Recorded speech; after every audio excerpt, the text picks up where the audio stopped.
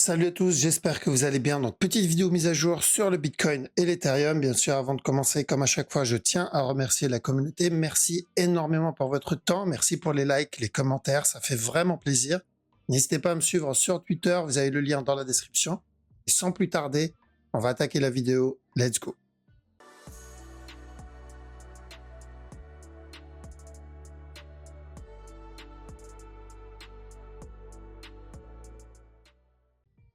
Alors, donc on attaque le Bitcoin BTC sur la grosse time frame, donc daily.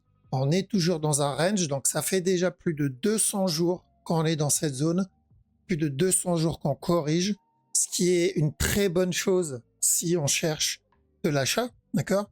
Donc 200 jours, c'est à peu près une structure corrective daily. Maintenant, est-ce que ça peut se transformer en structure weekly? J'espère pas, parce que si ça se transforme en structure weekly, il faut compter 2 à 3 fois plus que ça. Donc, et ça me permet de répondre à une question justement, une personne qui m'a dit par rapport au VET, comme quoi je lui ai dit on est toujours dans le A, je sais plus si c'était le VET ou le DOT, et il m'a dit ça fait je sais plus combien de temps qu'on est dans le A, ça fait 2 ans qu'on est dans le A. Alors oui, parce qu'on est en train de développer une structure quasiment weekly en fait. La structure qu'il est en train de faire, c'est une weekly, voire même peut-être plus si on prend en compte tout le move. Donc, gardez en tête que si, par exemple, on est en train de surveiller une structure monthly, une bougie, d'accord, une seule bougie, c'est un mois. Et une structure, c'est pas une bougie. Une structure, c'est une combinaison de plusieurs bougies. Si je prends l'exemple du Bitcoin, ici, on a eu une structure. Alors, on va voir ici, on a une structure, je dirais 30 minutes, allez, 1 heure max. Donc, 1 heure, la structure de 30 minutes, 1 heure, elle a mis donc une bougie dure ici 1 heure. D'accord? Cette structure 1 heure, ça ne veut pas dire qu'elle va durer 1 heure. La structure, elle a duré 1 jour. D'accord? Si on prend tout le régular. Si je pars sur une structure un peu au-dessus, là-dedans, par exemple, cette structure en 4 heures, ça ne veut pas dire que la structure a duré 4 heures. La structure ici, elle a duré 13 jours. D'accord? 13 jours pour faire une structure 4 heures. Donc, s'il faut 13 jours pour faire une structure 4 heures, et qu'il faut une journée entière, donc 24 heures, voire plus, pour faire une structure 30 minutes, 1 heure, forcément, une structure monthly, ça ne peut pas durer 1 mois, ça peut durer 1 an, ça peut durer 2 ans, ça peut durer 3 ans, parce qu'il faut plusieurs bougies monthly pour faire une structure monthly. D'accord? Je vais avoir, donc si j'ai mon up, je vais avoir besoin de plusieurs bougies monthly, et surtout si je suis dans une correction derrière, d'accord? Tout ça, c'est des bougies monthly pour juste finir une structure monthly. Donc ça met du temps, c'est normal. Faut pas le voir monthly est égal à ça va durer quelques mois. Non, monthly c'est plusieurs années. Weekly c'est plusieurs années. D'accord? Et déjà même en daily, on peut atteindre les 1 an. Facile, hein? 1 an, voire même peut-être un peu plus d'1 an, si on a une structure daily. Si je regarde par exemple cette structure daily, ça fait déjà 214 jours qu'on est dessus. D'accord? Donc dans pas très longtemps, on aura tapé les 1 an sur une structure corrective. Et là, c'est une structure daily. Donc oui, ça met du temps. Donc c'est pour ça que je dis, si le Bitcoin décide par exemple de transformer sa structure en structure weekly, il va falloir vraiment patienter là. Genre là, il faudra se dire, ok, je suis là pour quelques années encore. Donc là, on est sur du daily. Je pense qu'on est plus vers la fin de cette structure au début, si c'est toujours du daily, hein, évidemment. Là, pour moi, c'est le cas. Donc si la structure est terminée, on est censé avoir le up à partir de ce bas-là. Donc là, c'est en cours. Le problème, c'est que c'est très correctif. Ce qu'il fait là-dedans, là, c'est correctif. Et dans ce cas-là, on est obligé d'ajouter la possibilité d'une correction. Qui dit correction dit continuation. Et si c'est une continuation, c'est que la correction est encore en cours et on va retenter de l'achat plus bas, tout simplement. D'accord? Donc, sur le BTC, gardez en tête que voilà, ça peut mettre du temps, c'est normal, c'est du daily. On profite de chaque nouveau plus bas s'il me donne un plus bas pour cumuler. Donc, s'il m'en donne un autre ici, nickel, faut être content, ça va être une très bonne opportunité. S'il n'en donne pas, espérons que j'ai déjà acheté quand il a donné des plus bas. Et si je trade en plus, bah c'est encore mieux. Pourquoi? Parce que je vais pouvoir prendre les mouvements en interne. D'accord? Donc, et en interne, là, ce qu'il a validé, je pense qu'après avoir donné cette structure corrective, parce que je vous ai dit, je vais pas acheter dans ce move. Moi, j'ai vendu ce drop, parce qu'on cherchait de la vente, si vous vous rappelez. Et je vous ai dit, attention au regular flat, parce qu'il a bien retracé. Et si c'est un regular, on viendra péter le top, mais je vais avoir besoin d'une correction. Il n'en a pas donné ici en 1 heure. En tout cas, en 1 heure, j'en ai pas vu. Je sais qu'en 15 minutes, 5 minutes, il y en a eu en petite TF. Je traite pas cette time frame, mais en 1 heure, il a donné uniquement ça comme structure. Donc, à partir de maintenant, le Bitcoin, je pense qu'on va partir pour valider le regular flat, le simple regular flat ici. Donc, revenir péter le top et il va falloir faire très attention une fois le top cassé. D'accord? Parce que oui, ça ne change pas le fait que ce move reste très correctif et au pire, si il doit continuer à push, on aimerait le voir au moins donner un drop ici avant la continuation. D'accord? Et pourquoi je dis ça aussi? Parce que déjà, de 1, la structure est corrective, donc je vais devoir faire attention potentiellement à un running s'il veut péter le top, pardon. Et l'autre, c'est parce que on a pas mal de crypto, d'altcoin, par exemple le ETH, qui prépare une structure baissière aussi. Donc on va passer sur ETH. Et si on regarde bien ETH ici, on avait dit dans la précédente vidéo que je cherchais la cassure du top. Une fois le top cassé, à ce moment-là, je vais devoir faire attention à un régular. Un régular, c'est quoi? C'est une structure de continuation, donc on va revenir péter le bas. Donc voilà pourquoi si le Bitcoin pète le top, je dois faire attention au moins à un running.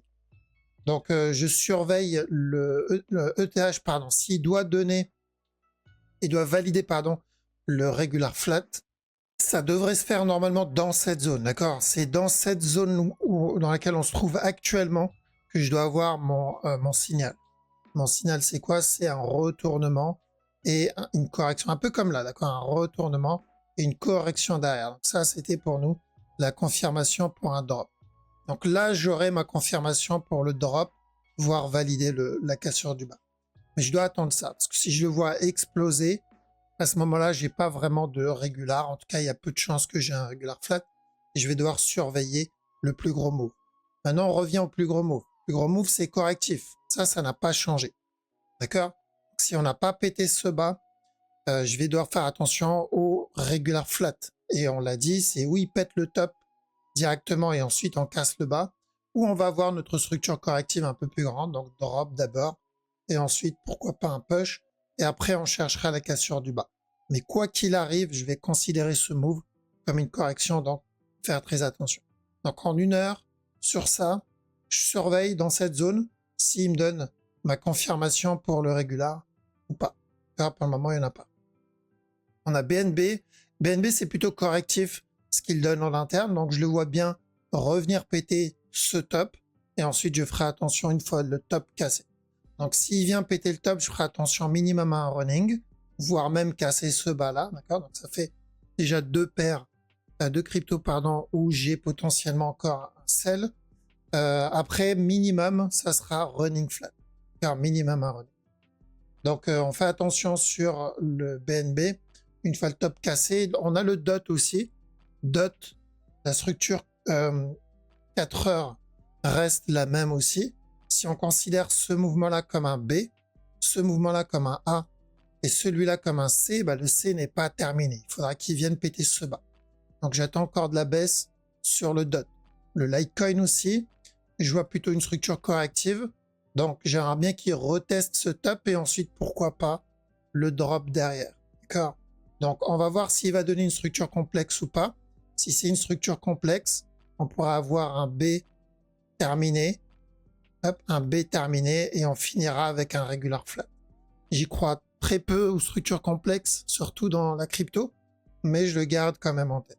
D'accord? Donc, ou une structure un peu plus complexe, ce qui m'arrangerait parce que ce serait plus simple à trade des structures complexes, ou directement il viendra péter le top et après on fera attention une fois le top cassé pour le régular au-dessus.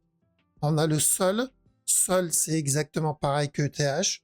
Donc, tant qu'on n'a pas cassé le top et tant qu'on se trouve dans cette zone, dans la zone dans laquelle on se trouve actuellement, je dois faire attention au régular donc encore un autre push. Je rappelle, la structure daily sur le sol, c'est de l'achat. En daily, c'est une très belle structure corrective. Ça fait déjà, je pense que actuellement, ça fait déjà 200 et quelques jours qu'on est dessus.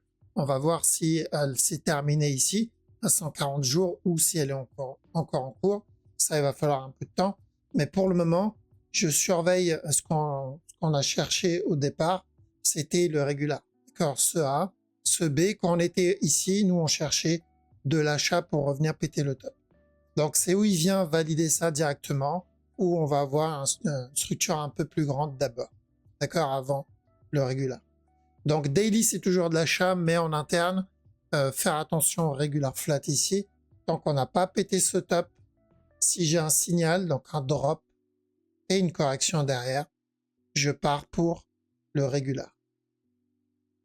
Et VET aussi, le VET, c'est un gros regular flat, 4 heures, voire même peut-être un tout petit peu plus.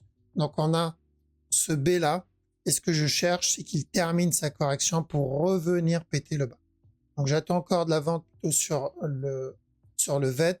On avait vu dans la précédente vidéo, je vous ai dit, s'il vient péter ce bas, je chercherai un up et ensuite encore un autre drop. Pas de changement là-dedans tant qu'on n'a pas cassé le top précédent, c'est toujours baissier. On a Atom. Atom, ça va être à peu près la même chose. Donc on avait dit qu'on était ici, qu'on cherchait de la vente. Ça, c'est fait, c'est validé. Et dans cette zone, je vous ai dit quoi? On va chercher de l'achat minimum pour un running. S'il donne plus, tant mieux.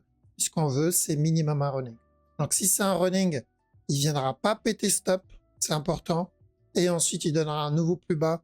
Et on va rechercher de l'achat plus bas pour valider le gros regular flat. Maintenant, si ce n'est pas un running et qu'il décide de valider directement notre regular flat, dans ce cas-là, le A, le B, le C, on l'a déjà eu, il viendra casser le top et ensuite il viendra péter le précédent top. Donc, quoi qu'il arrive, ce qu'il faut garder en tête, c'est la structure et la direction qu'on veut, c'est ça.